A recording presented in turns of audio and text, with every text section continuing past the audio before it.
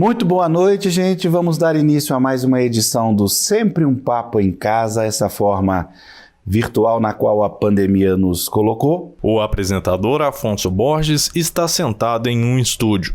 Ao fundo, há cartazes com a logo do Sempre um Papo em diversas cores. Edições presenciais e coloca aí no YouTube, onde vocês estão assistindo.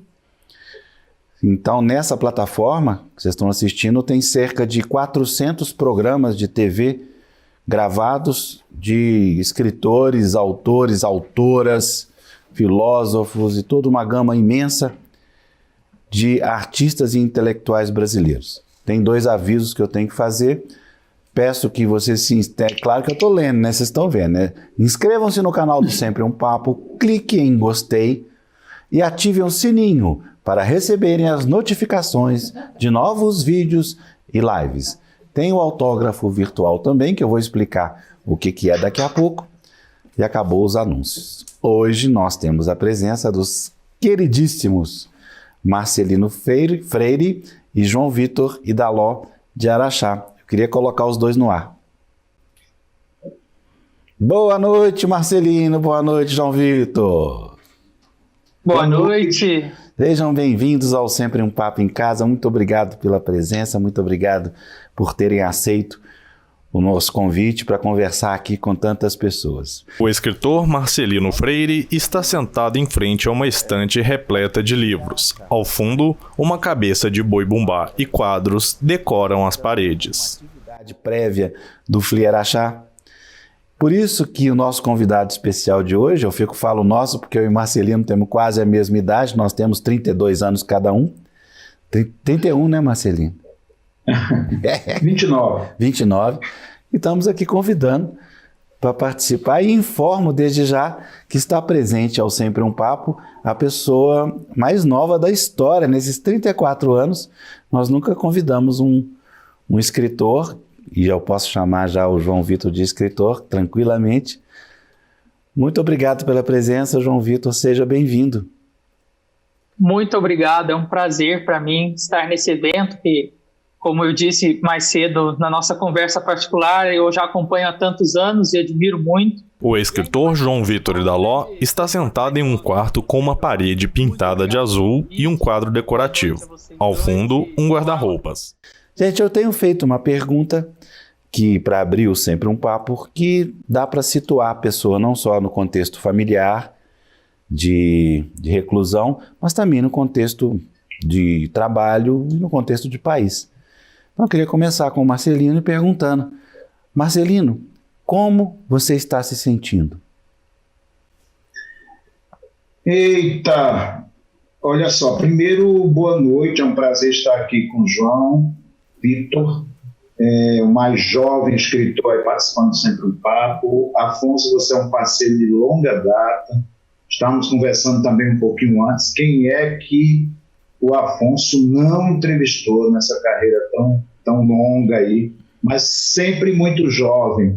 Aliás, João, a gente envelhece juntos, né? No momento que você chegou aqui, você já estava envelhecendo, eu também, o Afonso também. Eu estou me sentindo, não posso dizer que estou me sentindo bem, eu estou procurando estratégias para sobreviver e enfrentar esse momento de pandemia. Em que sentido? A gente olha lá para fora e as coisas não estão boas, muitas pessoas morrendo, muitas pessoas passando necessidade, e a gente aqui trancada, estou trancada há mais de 100 dias aqui no meu apartamento, aqui em São Paulo. Eu sou pernambucano, mas moro em São Paulo há 28 anos. Então eu tenho algumas estratégias de sobrevivência e eu acho que os livros me ajudaram muito. Aqueles livros que vocês estão vendo ali, ó, foram escolhas que eu fiz na minha vida toda, João. Escolhas que começaram exatamente com a tua idade, aí 9 anos, 10 anos, 14 anos, 16 anos, você está com 16. Escolhas que eu fui fazendo no decorrer da minha vida, e essas escolhas me abraçam hoje. Esses escritores todos aqui estão me abraçando para eu tentar entender o que é que nós estamos vivendo nesse exato instante. Eu tenho feito, Afonso, muitas lives com os mortos, porque eu tenho assistido muitas entrevistas antigas, tenho lido muitos poetas que passaram por outras pandemias, e eles têm me ensinado a enfrentar esse presente tortuoso. Acho que os artistas têm se mobilizado, os artistas todos aí criando suas lives, também suas estratégias de abraços solidários a todos e todas que têm passado aí por esse momento difícil. Então, eu tenho também feito lives, tenho acompanhado os artistas. Isso aqui é uma situação muito importante para a gente estar aqui com o João, com você, mas não posso dizer que eu esteja bem. Eu estou vigilante, eu estou vivendo cada dia, um dia por vez. Ou seja, não estou pensando lá na frente, não estou pensando em dezembro, ano que vem, eu estou pensando um dia por vez. E é isso, por enquanto. E já é muito bom. Querido João Vitor, como você está se sentindo? Bom, assim como o Marcelino, eu devo dizer que não posso, e apesar de querer muito, não posso dizer que estou me sentindo bem. É uma situação triste, é uma situação muito adversa, mas eu, outro dia até conversando com uns amigos, disse que é uma situação que nos faz voltar às origens, nos encontrar com a natureza, com as nossas raízes, com a família. Eu acho que é uma situação que traz para a gente o pensamento de que nada daquele mundo anterior à pandemia, aquele mundo tão líquido, tão ligado nas máquinas, no dinheiro, nos negócios, nada daquilo é tão importante quanto a nossa vida, quanto a nossa integridade, quanto o nosso amor. Então eu acho que esses dias, apesar de muito árduos, têm servido para esse ensinamento. Maravilhoso. Eu gostaria também de fazer uma palavra com relação a Araxá. Eu cheguei a Araxá uns 15 anos atrás, abraçado pela CBMM. Comecei o Sempre um Papo, depois há 8 anos fiz o Free Araxá. E eu queria te dizer que um dos motivos que eu faço Sempre um Papo em Araxá são pessoas como você, viu, João Vitor? Fique muito obrigado por esse elogio, viu, Afonso? Eu acho Araxá realmente uma cidade muito rica culturalmente, com gente muito boa. Não nasci aqui, como estávamos conversando, mas é a minha cidade, é onde meu coração vive. Um lugar pelo qual eu tenho uma admiração eterna. Marcelino Freire, o que você estava fazendo aos 16 anos? Aliás, quando você começou a escrever, Marcelino? Conta um pouquinho desses 16 anos aí. Olha só, eu sou de uma família muito grande, né? De uma família de 9 filhos, eu sou caçula, e desde muito cedo minha mãe dizia que a gente tinha que estudar para ser gente. Estudar para ser gente não é ser poeta. E eu quis ser poeta, desde que, aos 9 anos de idade, li Manuel Bandeira. E aí comecei a escrever minhas primeiras poesias, comecei a participar de grupos de poesia, aí fui fazer teatro aos 9 para 10 anos de idade.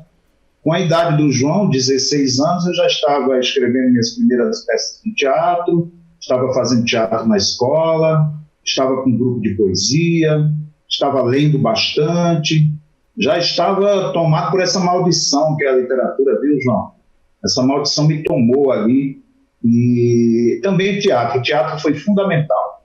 Inclusive, eu tenho um texto recente que eu falo com a idade entre 12 e 13 anos, que eu estava fazendo teatro, e eu conto um pouco essa minha odisseia. Mas estava fazendo teatro, estava produzindo. Eu queria muito ser algo que eu não podia. Eu não podia ser, mas eu acreditava que podia e acabava podendo. Aí é um pouco isso. Eu acho que na minha casa eu fui o primeiro leitor, no sentido, eu digo leitor de livro na mão, porque minha mãe era uma leitora da vida, né? Minha mãe era uma mulher muito inteligente, muito sábia, tinha pouco estudo, né? No entanto, tinha um estudo da vida que era fundamental, me ensinou a dignidade, a honestidade, respeito ao próximo, respeito às diferenças, tudo isso ela me ensinou. Então, nesse sentido, eu estava cercado de livros, já, muito livro, já muitos deles, inclusive, estão aqui comigo ainda, daquelas escolhas que eu estava falando no começo. Você vê que interessante, né? Só estou procurando paralelos para a gente construir um bom diálogo. O João Vitor está com 16 e já tem livro publicado. Você publicou o seu primeiro livro quando, Marcelinho? Meu primeiro livro foi com 28 anos de idade, João. Eu comecei produzindo peças de teatro. Com 19 anos eu já produzia peças de teatro, já dirigia. Eu achava que eu ia ser dramaturgo. Então o livro foi aparecendo um pouco depois, mas eu já escrevia contos muito inspirados pelo teatro, mas esses contos só foram reunidos e publicados aqui, eu já morando em São Paulo, e eu estava com 28 anos de idade. Você foi quantos anos você chegou em São Paulo, Marcelino? Em São Paulo eu cheguei com 24 anos. Perfeito. 4 anos depois publiquei meu primeiro livro. João Vitor, para você uma pergunta invertida. O que é que você imagina estar, em que situação você imagina estar aos 53?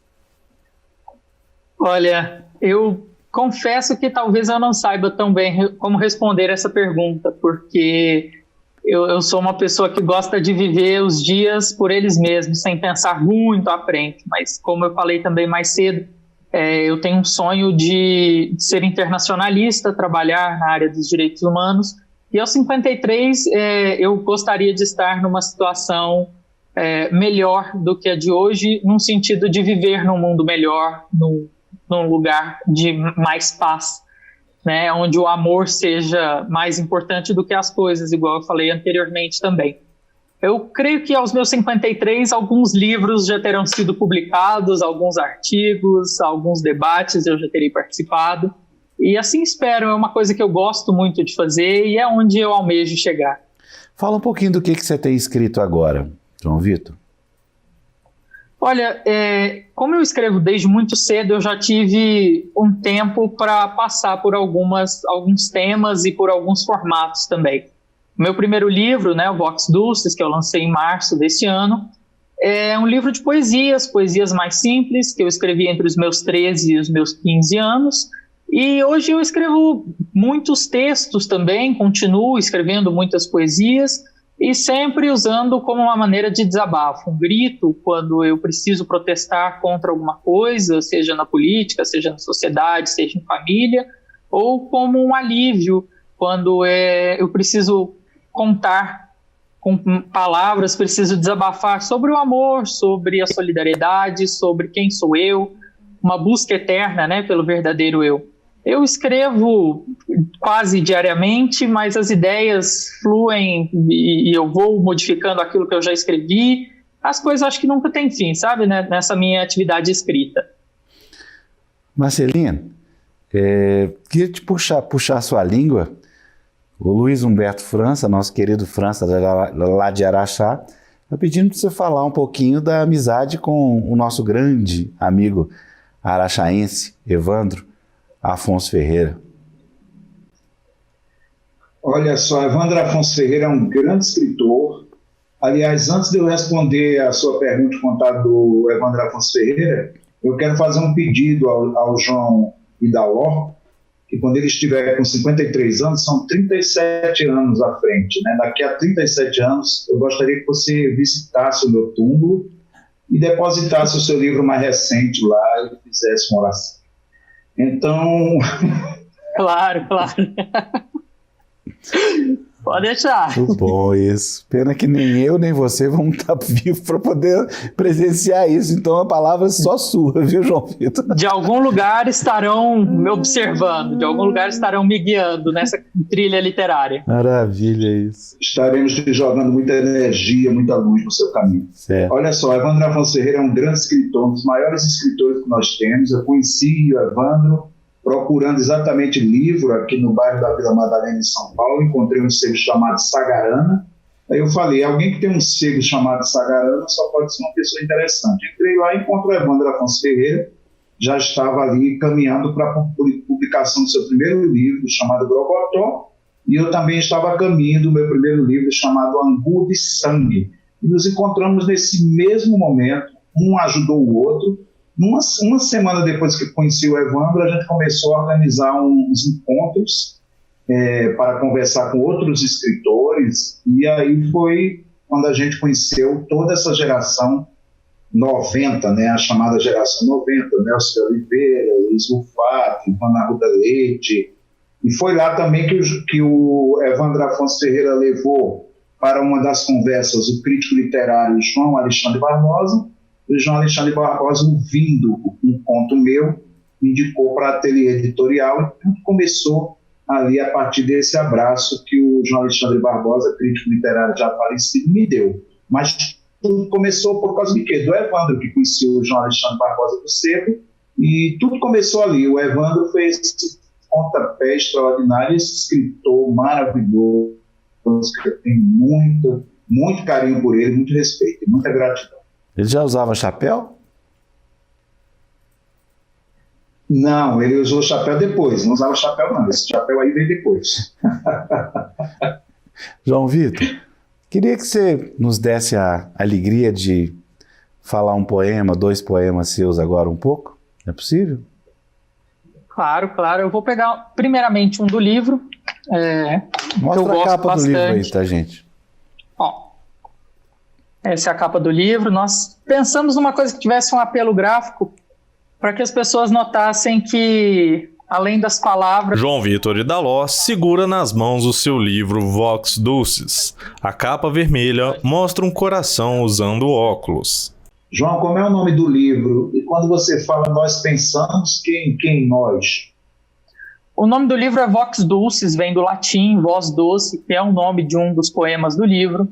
E a minha avó, companheira de sempre nessa jornada literária, quem mais me incentivou e quem foi a minha parceira de verdade nesse processo para publicar o livro. Como é que ela chama? E tantas outras pessoas que colocaram a mão nesse projeto. O ilustrador, o diagramador, a professora Miriam, que corrigiu, a professora Sônia, que fez o prefácio. Então, todas essas pessoas que fizeram esse projeto se tornar realidade. Como é que chama a sua avó? A minha avó é Maria Lúcia Idaló. Certo. Bom, então, vou pegar uma poesia aqui.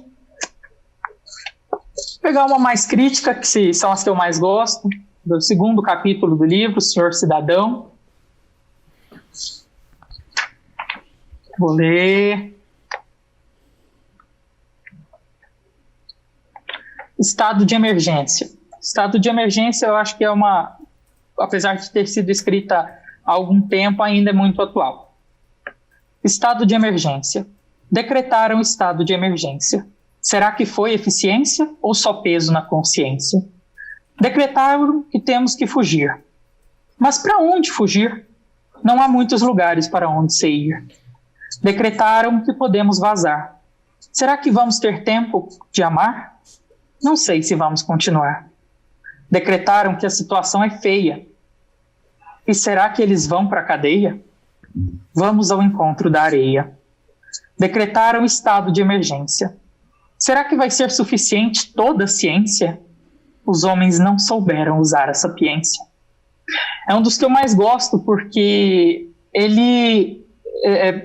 eu escrevi quando eu estava indignado com a situação das barragens, com uma situação que é muito atual, infelizmente, e com a situação que a gente enfrenta no Brasil de nunca termos uma certeza do dia de amanhã, num país que parece estar sempre numa corda bamba, parece estar uma hora tão equilibrado e tudo tão bem, e de repente o estado de emergência. As coisas vão mal e parece que ninguém trabalha para que isso melhore. Pensando nisso, eu escrevi Estado de Emergência, que é o primeiro do 2º capítulo desse livro. Beleza. Marcelino, você quer ler alguma coisa também? Está pensando aí. Marcelino paralisou ali. O mais antigo. Estão me ouvindo? Tá, agora sim. Agora sim. Repete o que você falou, por favor, Marcelino. Voltou? Voltou. Eu pensei em ler um texto mais antigo. Eu fiquei pensando. Marcelino Freire segura o seu livro Angu de Sangue. A capa, com um tom predominantemente verde, mostra uma colher e uma radiografia de uma boca. Foi exatamente indicação do João Alexandre Barbosa, que é o Angu de Sangue, publicado pela Ateliê Editorial. Então eu vou ler Socorrinho, para ficar quase com a mesma idade do João. Socorrinho. Moço, não, sua mão suando, grito no semáforo, em contramão, suada pelos carros, sobre os carros. Moço, não, viu sua mãe a cidade nervosa, avançando meio-dia, dia de calor, calor enorme, ninguém que avista socorrinho, algumas buzinas, céu de gasolina, ozônio, cheiro de álcool. Moço, não, parecido sonho ruim, dor de dente, comprimido, pernilongo, extração de ouvido, ônibus elétrico, esquinas em choques paralelepípedos, viagens que não conhecem. Hoje, desaparecida menina de 6 anos ou 7, trajada de camiseta, sapatinhos e chinelos, fita crespa no cabelo, azul forte ao infinito. Moço, não, aquele grito franzino, miúdo, a polícia que alega estupro, magia negra, sequestro, mastiga um fósforo, a mãe de socorro acende velas, incenso, chorando a Deus, justiça divina, justiça duvidosa, viver agora, que seria se já não era? Se por um descuido já se foi um dia sem ela, 2 socorrinhos, céus e preces. Moço, não, Maria de Socorro Alves da Costa, mulatinha, sumiu misteriosa, disse uma testemunha que um negro levou sua filha embora, revolta da família, vizinho, jornal, televisão, igreja, depois de 2 meses. Moço, não, boneca, pode ter batizado, festinha do bairro, tudo que pudesse trazer socorrinho de volta para a memória, peito, quarto morto, as horas puxando a apreensão, suor, desesperança, batida de polícia em favelas rodoviárias, botecos, matagais, tudo isso feito e desfeito. A mãe de socorrinho ouvia boatos, silenciava a base de comprimidos, o marido já enlouquecido, internado, que miséria, agonia de cidade. Moço, não, gente ruim, sem sentimento. Para que deixar sofrendo a mãe humilde, o bairro, a câmera de TV que treme, aquela realidade de cão, mundo, cachorro, já noitinho de outra noite, mais outra, notícia mais nenhuma, nunca, socorrinho desaparecido, amor quando vai embora, quando vira fé, chamado, súplica, saudade, a filha fosse devolvida, a felicidade. Moço, não, gritava, 3 meses, 5 infinitamente, crônica policial fechada, esquecida da realidade, extraída do sonho para sempre, no horizonte, trajada de camiseta, sapatinhos ou chinelo, descalça, fita crespa no cabelo, azul forte ao infinito. Moço, não, descaso, não escuto, moço, não, quero ir para casa, não, moço, não, o homem arriava as calças, mais um grito, moço, não, não, socorrinho chorava, socorrinho esperneava, socorrinho, mas não entendia aquele mundo estranho, aquele desmaio de anjo. Caramba, é um cordel moderno, digamos assim. É um texto que eu gosto bastante, é um texto que, inclusive, ano passado nós trabalhamos, inclusive na aula, e é tão profundo, né? É tão triste e, ao mesmo tempo, tão atual, apesar de já ter tantos anos de escrito.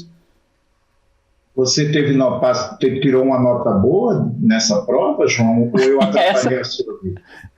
Essa, claro. Até porque eu me fascinei muito por essa escrita. Na mesma classe também trabalhamos Mineirinho, da Clarice Lispector, e relacionamos os textos, e isso foi muito marcante, não só para mim, mas também para os outros alunos. Foi uma experiência única, incrível. João Vitor, até que ponto, em que medida o ambiente está te ajudando, contribuindo para a sua leitura em Araxá?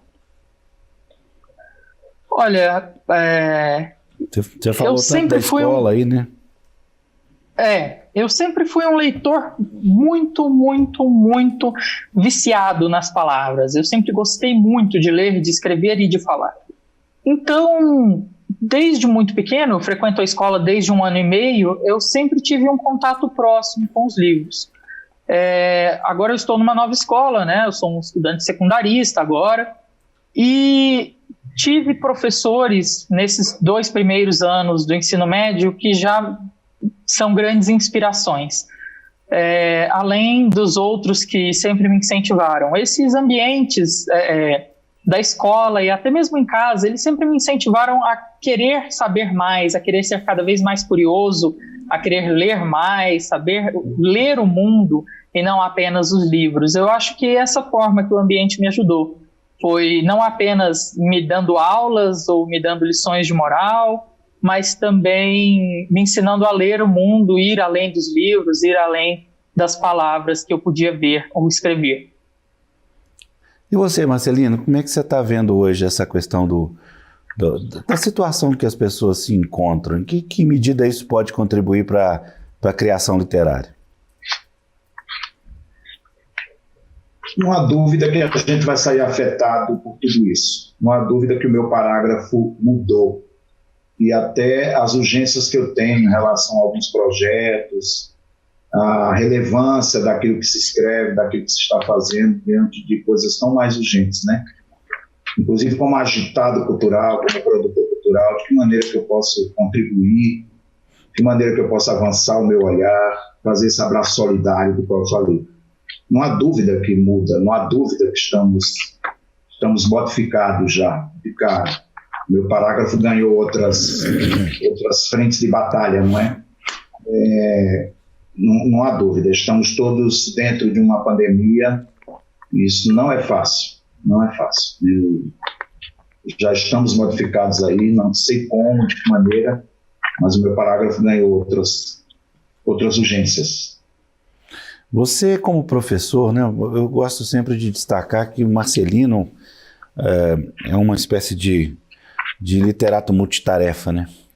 Atua na frente como autor, atrás, né, nos bastidores como um grande produtor e gestor cultural, em vários festivais, né, a Virada, né? Fala um pouco disso, Marcelino, para a pessoa que não conhece um pouquinho, não conhece a sua trajetória, fala dessa faceta sua de gestor, eu acho interessante.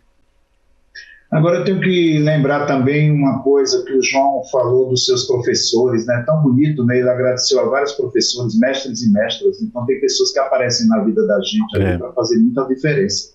E eu encontrei no meu caminho essas figuras. Ilza Cavalcante foi uma professora de teatro que eu encontrei muito jovem, querendo fazer teatro, essa pessoa foi fundamental, e ali com Ilza Cavalcante eu aprendi a trabalhar em grupo, aprendi a ser parceiro, companheiro, cúmplice, e ali eu fui produzindo as minhas primeiras peças de teatro, como eu falei aqui no início. Com 16, 17, 18, 19, eu já estava produzindo peças de teatro lá no Recife. Pois é, quando você fala produzir, vamos colocar as coisas do jeito certo. Você escrevia e produzia o espetáculo. Escrevia e produzia o espetáculo. Entendi. E, inclusive, lá tem o Teatro de Santa Isabel, que é uma espécie de teatro municipal de lá, e eu coloquei na cabeça que eu queria que a peça fosse apresentada lá, ficasse em temporada no Teatro de Santa Isabel. Aí disseram para mim, mas é muito difícil, você vai conseguir o Teatro de Santa Isabel? Eu disse, mas como é que eu posso colocar não na boca do Teatro de Santa Isabel sem ter ido lá perguntar? Como eu era um excelente datilógrafo, viu, João? Datilógrafo, numa época em que a gente tinha curso de datilografia, eu fiz um projeto belíssimo, fui lá apresentar, a diretora topou e eu fiz temporada no Teatro de Santa Isabel. Então eu carrego esse... Qual espetáculo? O espetáculo se chamava A Menina que Queria Dançar. Era um espetáculo infantil. E sabe quem era a principal atriz desta peça, que ganhou o prêmio de atriz de revelação na época? Não. Patrícia França. E depois foi ficar conhecida porque fez a novela da Rede Globo Renascer, ela fez Teresa Batista, etc, etc. Hoje é uma atriz já, enfim, premiada, etc. Eu estava com 14 anos quando eu produzi essa peça. Eu escrevi essa peça para ela. Ela fez teatro na mesma escola que eu. Só consegui produzir essa peça quando eu estava com 19 anos e ela com 14. Mas ela começou a fazer teatro aos 9 anos de idade na mesma escola. Então, esse lado produtor é um lado que eu aprendi. Acho que aprendi com minha mãe, porque minha mãe saiu com 9 filhos do sertão de Pernambuco. Eu perguntava para ela, como é que a senhora conseguiu sair? Eu fui saindo, eu só sei que o caminho vai para frente, eu fui indo. E eu sou um pouco assim. Então, hoje eu coordeno, você sabe, a Balada Literária há 15 anos, é um evento que reúne escritores nacionais e internacionais há 15 anos. Eu faço porque eu não posso fazer, mas eu faço, porque eu acho que o movimento é fundamental para qualquer coisa que a gente queira fazer. Então, eu sou um pouco guiado por esse menino aí, que já no Recife produzia as coisas, acreditando que podia produzir. Maravilhoso. João Vitor, quer ler mais uma, fazendo favor? Quero sim. Até separei uma especial para esse momento, que eu escrevi no começo da pandemia. Eu acho que traduz, de certa forma, os problemas anteriores à pandemia e a ação que nós precisamos tomar agora. Chama Urbanofagia.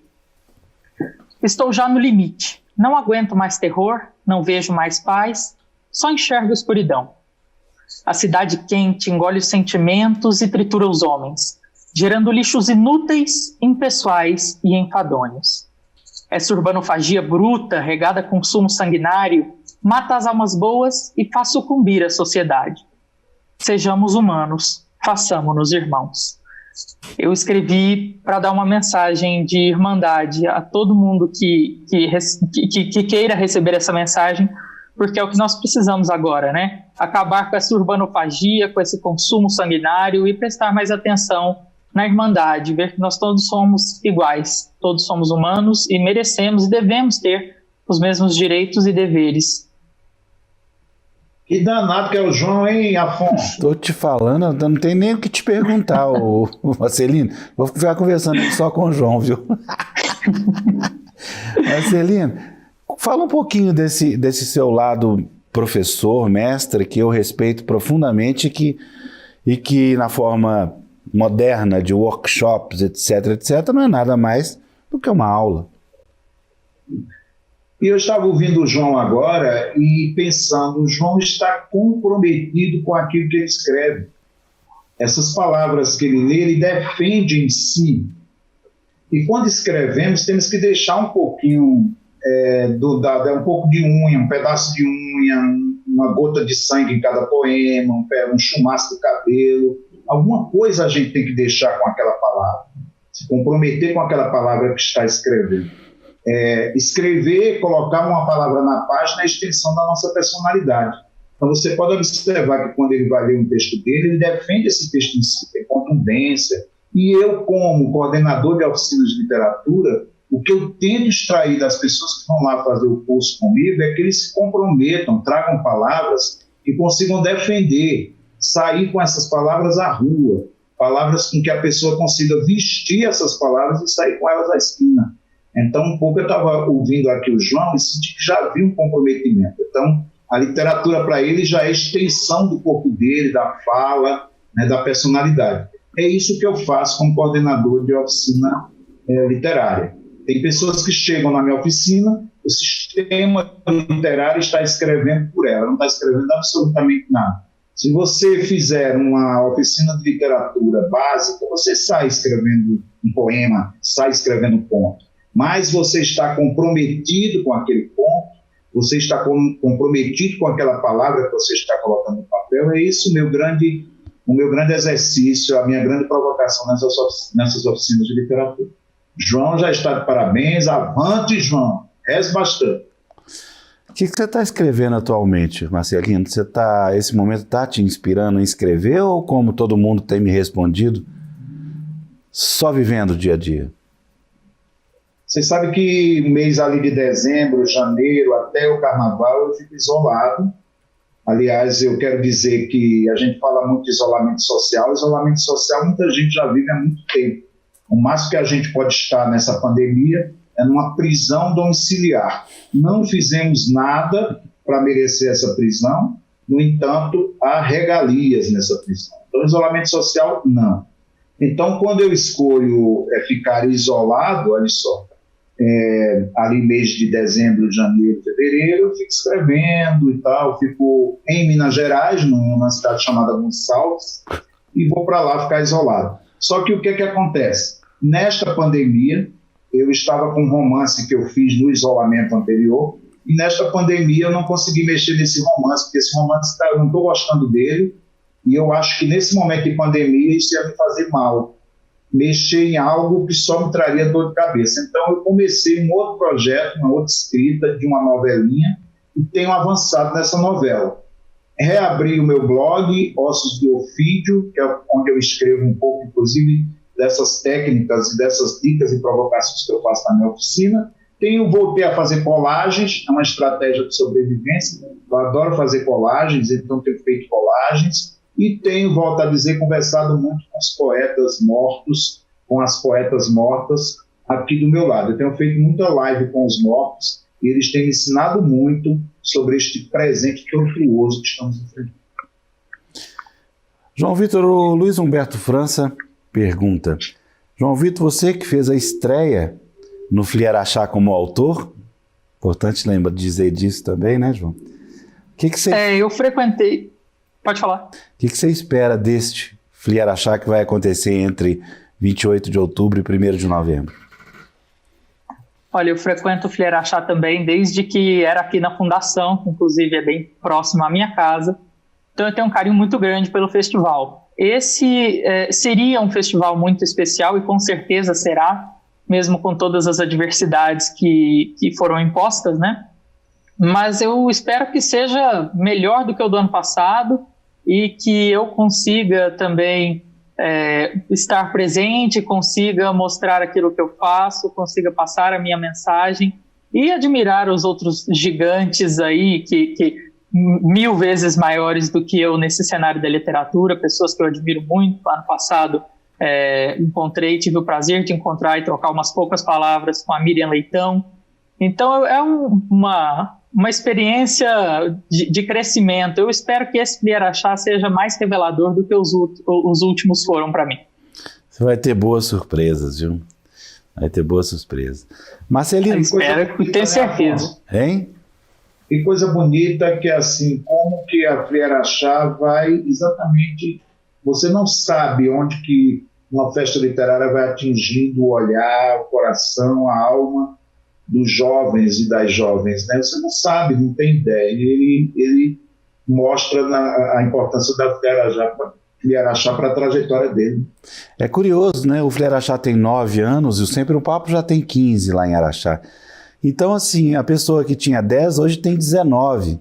E a experiência que eu tenho lá de Araxá é que essa pessoa de 19 é um leitor. Isso já traz uma satisfação tremenda, né?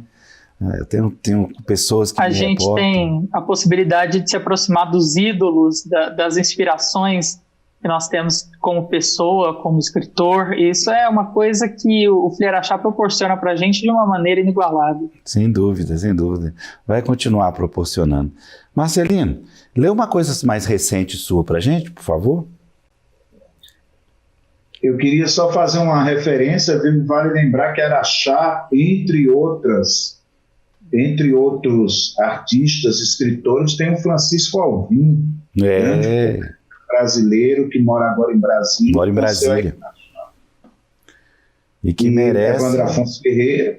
E lembrar do primo do Evandro Afonso Ferreira, que é um grande frasista, Disseu Ferreira. Tá lá. Conheci ele em Araxá, viu? Disseu tá um pouco doente, mas tá firme lá em Araxá. É primo da Leila Ferreira, primo também do Ronan, né? Ronan Soares, que veio a falecer esse ano. Foi um grande jornalista, um professor de jornalismo na TV Globo. E pai do Marcel Souto Maior. Uma geração imensa de grandes intelectuais e escritores, né? Imensa. O meu livro mais recente é Bagageiro, publicado pela José Olímpio, e eu vou ler. Ele reúne o que eu chamo de ensaios de ficção. Eu nunca chamo meus contos de contos, chamo de cantos, ladainhas, improvisos. E eu vou ler um trechinho pequeno mesmo de um conto maior, porque, mais uma vez, neste conto, eu conto quando eu fui fazer teatro, João Vitor, quando eu escolhi fazer teatro. Eu fiz por alguns anos também teatro, é uma paixão que eu tenho, a atuação e a dramaturgia. É mesmo? Você faz teatro agora? Não, atualmente eu não faço, mas eu fiz, se eu não me engano, uns 4, 5 anos pelo menos de teatro. Tive professores muito queridos, colegas também muito queridos, e gosto muito dessa arte. Você quer ser dramaturgo também? Olha, eu acho que eu quero ser aquilo que a vida me levar para ser, sabe? Mas eu acho uma boa ideia, eu tenho algumas coisas já escritas, mas que ainda falta um toque especial, ainda falta um empurrãozinho. Por enquanto eu fico naquilo que faço mesmo. Que danado esse João, hein, Afonso? Tô só calado aqui, coçando a cabeça aqui, viu? O tempo vai passar e a minha esperança é que a gente vai ficando mais velho e ele também vai ficando velho, mas a gente vai ficando um pouco mais velho. Então, por favor, quando eu estiver na Flieraxá, muito velhinho, me ajude a sentar, a enxergar o degrau. Põe o velhinho no sol. Claro. Foi o velhinho do sol. Foi o velhinho do sol. É uma grande frase para um conto, viu? Eu vou escrever e dedicar a você. Vitamina D nele. Vitamina D em Deus. Exatamente. Eu quero fazer teatro. Pus no peito a ideia, em alguma hora, não me lembro quando, em que ano. Eu vi um cartaz na escola há mais de uma semana colado, convocando os interessados nas manhãs de segunda e de quarta, os encontros começarão. Já estou atrasado. Não sabia ainda da grande revelação. Na nossa trajetória, João, eu já estou dizendo, na nossa trajetória, João, as coisas vêm no fluxo, o coração é quem manda a gente seguir. A história escrita está, faz tempo, em um antigo passado, ou numa paz futura. É de onde o nosso destino, de repente, insiste em surgir. Falei para minha mãe, enquanto ela pendurava no varal os figurinos da casa, as calcinhas rendadas da minha única irmã, as bermudas de meu pai, seus aventais. Também aquele dia um grande tapete para tomar sol, na garantia, talvez, de nossos próximos passos. Eu quero fazer teatro. Minha mãe nem me olhou, a sua voz por detrás das espumas, sacolejando uma bacia funda cheia de remendos. Isso não vai atrapalhar seu rendimento? Tem cabimento uma coisa dessas? Teatro você já faz nas caretas que você faz, menino. Sossego faço. E por aí continua. Eu só queria mostrar um outro trecho aqui, em que ele continua com esse discurso com a mãe, aí a mãe pede para falar com o pai, ele vai falar com o pai, e ele volta a falar, o pai pede para ele voltar a falar com a mãe. Então eu só quero esse trechinho, porque tem uma coincidência pandêmica nesse trecho. Ele volta então a falar com a mãe. Mãe, eu quero fazer teatro. Não atrapalharia as aulas de português, geografia e inglês. Meu desempenho, aliás, seria outro. Algo me diz, o teatro fará de mim uma outra pessoa. Eu prometo que só farei papéis de rei, de homens ricos. Eu serei dono de grandes terras. Salvarei o povo de alguma peste. Melhorarei o mundo. Tá lá, salvarei o povo de alguma peste. É. João Vitor, o que você está pensando? Eu gostaria de saber que você falar um pouquinho sobre como você utiliza as redes sociais no uso, né, no trato com a literatura. Há um tempo, há pouco mais de um ano, eu me reuni com um grande amigo e também que foi professor, Antônio Carlos Lima, Tom, para começar a ilustrar meu livro. E nisso, numa conversa, surgiu a ideia de começar a postar aquilo que eu produzia. Falei, bom, uma boa ideia, porque eu trago mais gente para conhecer a minha arte e aquilo que eu penso, né? Já utilizava e sempre utilizei a internet como uma válvula de escape para todas as minhas opiniões, né? Que é a coisa mais comum hoje em dia. Mas a partir daí, então, há pouco mais de um ano, eu comecei a postar tudo aquilo que eu escrevia. O Instagram, principalmente, né, eu postava uma foto com um pedaço de algum poema, com algum verso, ou eu postava um texto inteiro, e assim foi.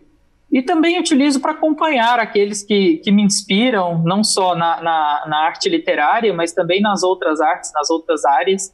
Eu acho que a internet tem um papel importantíssimo na democratização, né, do acesso à cultura, e isso me proporcionou uma gama muito, muito grande de inspirações e de aspirações também, pessoas com as quais eu gostaria de me encontrar, nem que fosse por 5 minutos, para obter um pouquinho daquele pensamento, daquela inteligência, daquelas palavras. Fala um pouquinho, divulga suas redes aí, por favor. O meu Instagram é @JoãoIdaló, o meu Facebook, que eu utilizo um pouco menos, mas por lá sempre estou presente dando opiniões, é João Victor Idaló. E tem o Twitter, que é @JOOVictorMaluf2.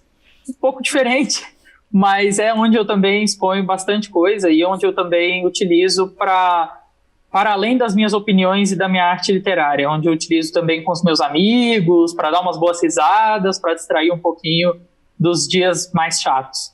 Mas o Instagram, @JoãoIdaló, é o principal, para divulgação dessa minha arte e de toda a minha opinião social, política e tudo mais. Falar um pouquinho de política, Marcelino. Como é que você está vendo esse momento, querido? É uma das nossas grandes tristezas também, além da pandemia, ter que enfrentar um desgoverno deste, ter que enfrentar uma família que não é família, aquilo para mim é uma quadrilha completa. Eu não tenho paciência, eu vou ficando irritado. Então eu acho que eu sempre fui do enfrentamento e sou do enfrentamento, continuo sendo do enfrentamento, continuarei fazendo as minhas baladas literárias, afirmando a arte, afirmando o teatro, afirmando a literatura, afirmando, enfim, tudo, todas as artes, tudo que não gostam a gente está afirmando. Então, mas senão a gente fica doente mesmo, porque esse buraco em que nós estamos é muito triste de ver. Como que fomos parar nisto, e aí atravessados agora com a pandemia, esse pensamento genocida desse desgoverno que aí está.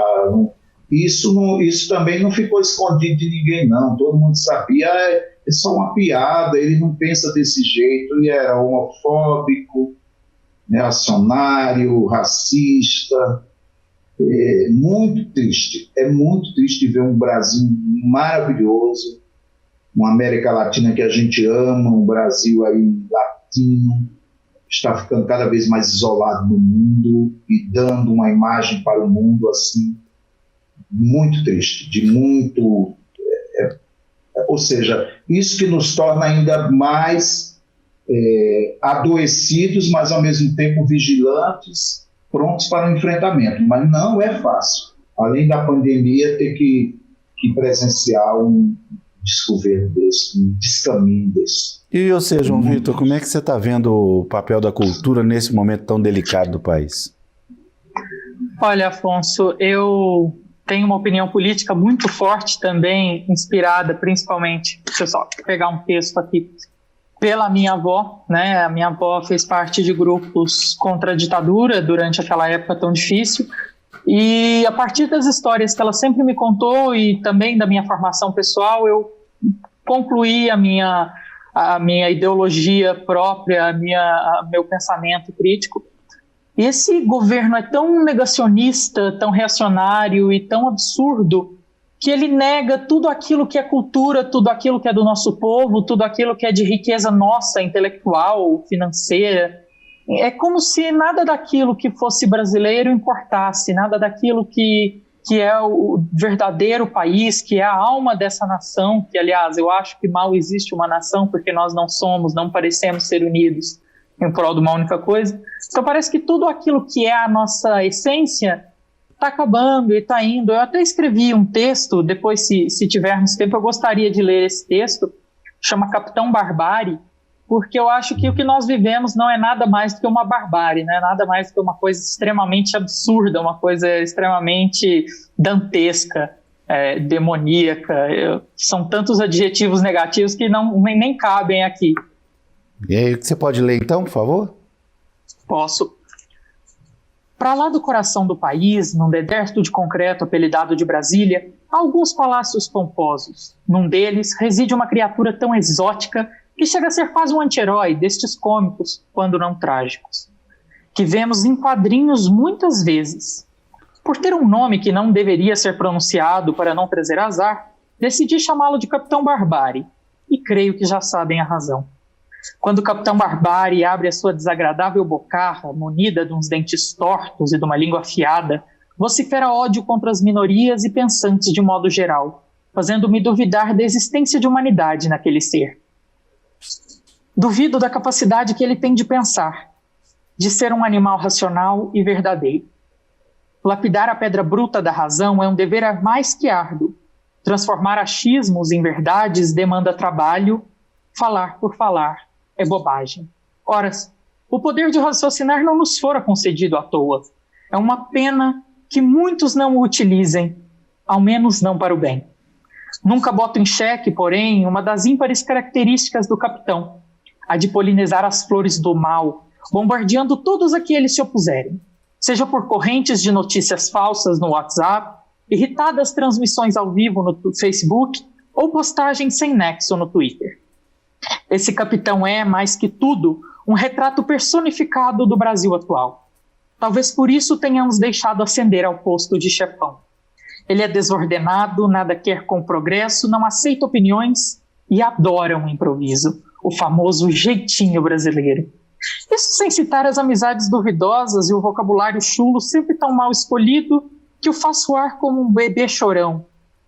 Ora como um bebê chorão, ora como um bicho bravo, sem demérito algum aos bichos bravos. Como dizem os populares, a esperança é a última que morre.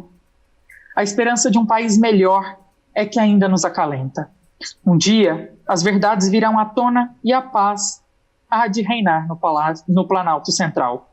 Enquanto isso, a nós, mortais, resta rir das maluquices do Capitão Barbárie e da sua trupe trapalhada e torcer para que 1964 não volte jamais.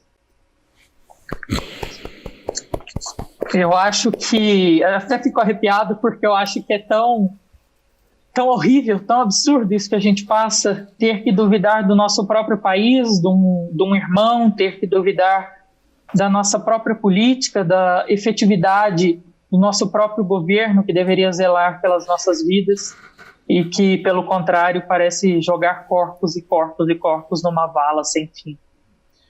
Você falou tudo, João, uma desvalorização de tudo que a gente preza como o Brasil da música, da arte, da cultura, o Brasil da alegria, né? O Brasil da ciência, o Brasil do futuro, do progresso, que sempre foi dito como o país do futuro, que hoje muito mais parece com qualquer feudo medieval por aí, porque é tanta coisa bárbara, tanta coisa absurda que a gente tem que ver, ouvir e presenciar, que a gente infelizmente acaba duvidando da humanidade de quem nos governa e de muitos que estão nas nossas vidas, ao nosso lado.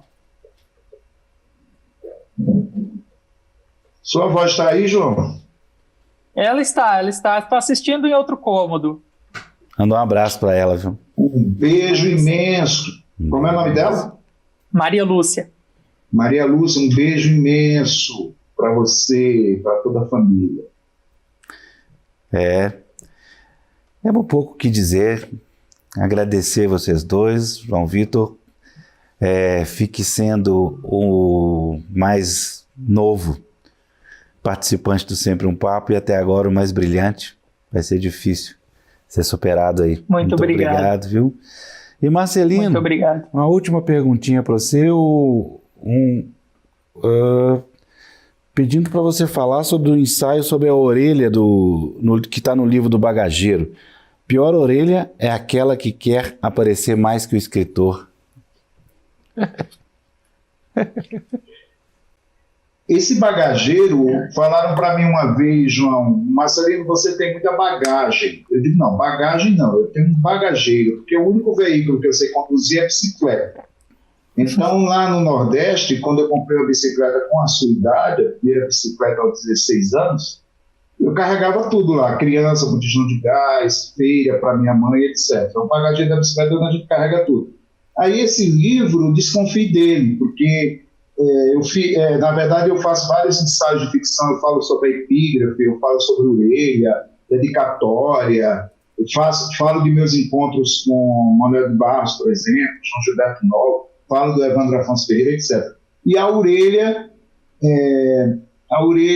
é ensaio sobre, pequeno ensaio sobre como escrever a orelha. Como é que é aqui, peraí?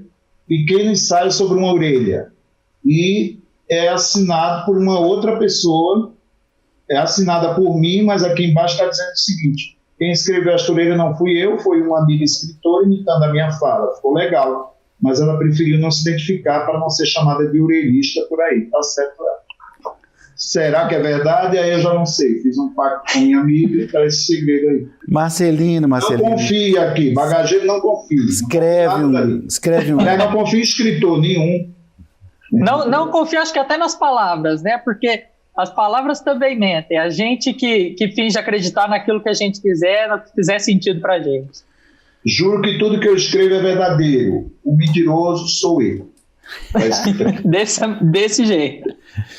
Marcelino escreve um livro sobre Manuel de Barros. Marcelino, solta esses segredos e esses tesouros que você tem gravado aí, que você tem guardado. A gente merece. Eu vou escrever. Aliás, aqui eu anoto uma coisinha bem rapidinho, vai dar tempo, uma coisinha que ele falou para mim quando eu fui à casa dele. Claro, tem tempo. Aliás, ele falou várias coisas quando eu fui à casa dele. Isso foi quando eu liguei para ele, que ele ganhou um prêmio de R$50 mil pelo livro Sobre Nada. E eu liguei para Manuel de Barros, né? Liguei para ele, Manuel, você escreveu um livro sobre nada e ganhou isso tudo, R$50 mil. Aí ele morreu de rir e disse uma frase que eu guardo para mim até hoje, viu, João?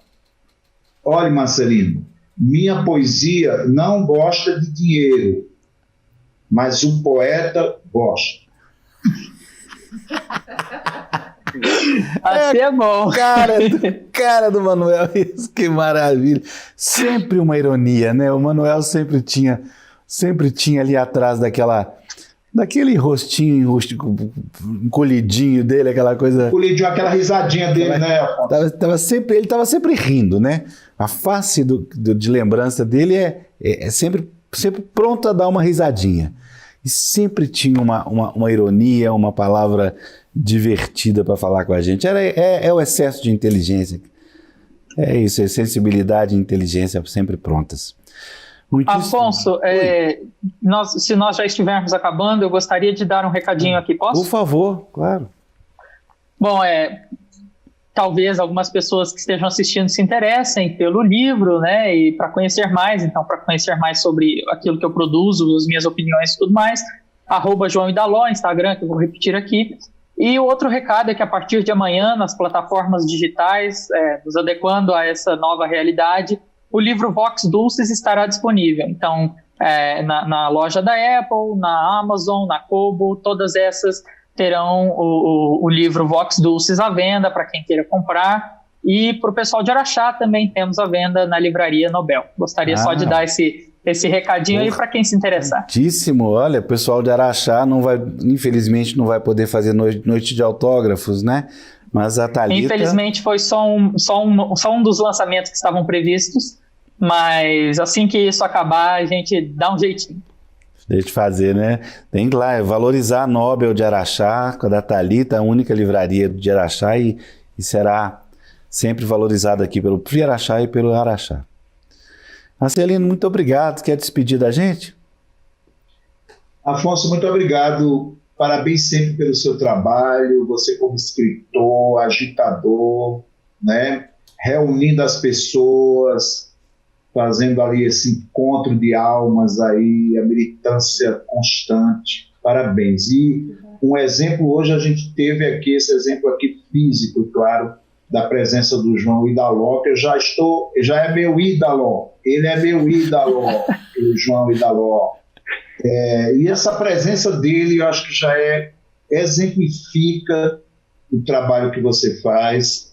Muita luz para o seu caminho, muita sorte, continue escrevendo, lendo bastante, siga aí adiante, que tudo que você quiser fazer da sua vida, João Idaló, você vai fazer muito bem, porque você já tem essa paixão e já saiu aí dessa fila de matadouro, onde muita gente está e a gente precisa tirar de lá essas pessoas. Muito obrigado a vocês dois. João, você só justifica cada vez mais, você e tantos outros, a vontade, a alegria que eu tenho de trabalhar e fazer o Sempre um Papo em Araxá. Muitíssimo obrigado. Muito obrigado a vocês dois pelo convite, ao Sempre um Papo, por esse evento maravilhoso. E eu gostaria de agradecê-los especialmente por continuarem mantendo viva a cultura desse país, cada um de uma maneira diferente, mas nós sempre zelando pela arte juntos, e para que nós não precisemos nos calar diante de tantos problemas que nós enfrentamos, principalmente nesse país negacionista. Muito, muito, muito obrigado por essa noite. Marcelino e Afonso, eu admiro muito vocês dois. Muito obrigado.